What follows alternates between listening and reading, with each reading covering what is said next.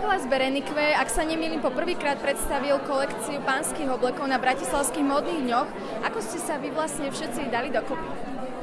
Takže je to otázka taká veľmi zaujímavá. Sme dlhoroční kamaráti a známi a v podstate s kolegyňou my sme už spolupracovali dlhé roky a tak sme sa nejak rozhodli založiť vlastnú značku. Spojila nás vlastne vášeň k tej práci, ktorú robíme. A mňa si našli ako dobrého dizajnéra, tak sme sa spolu takto pekne stretli a vyšla táto super spolupráca. Čo vás inšpirovalo k vytvoreniu tejto kolekcie?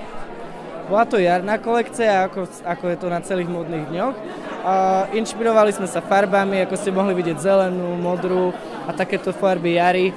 A snažili sme sa vyhrať s tými farbami a to je taká naša inšpirácia. Jar?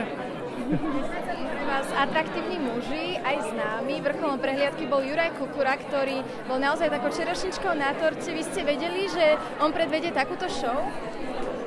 Šťastie sme vedeli, šťastie to bolo prekvapenie, ale sme veľmi radi, že sa to všetkým naokolo páčilo a že sa on cítil tiež dobre.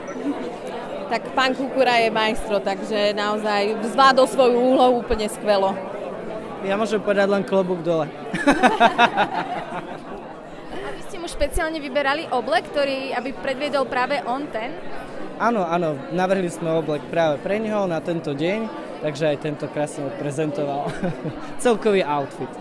Vy ho obliekate aj na iné príležitosti, ak sa... Áno, obliekame ho aj na iné príležitosti. V podstate je tam vidieť náš taký rukopis našej práce, pretože je to také trošku výnimočné. Chceme sa odlišovať od iných návrhárov a myslím si, že to určite ste videli dnešný večer. Čo je momentálne in v oblasti oblekov? V oblasti oblekov to káro nikdy nevymizne, ale naozaj vracia sa napríklad prúžka na Al Capone štýl, na ten krstný otec. Takže, a čo sa týka farieb, ja stále hovorím, nikdy sa netreba báť farieb, ani pri pánoch.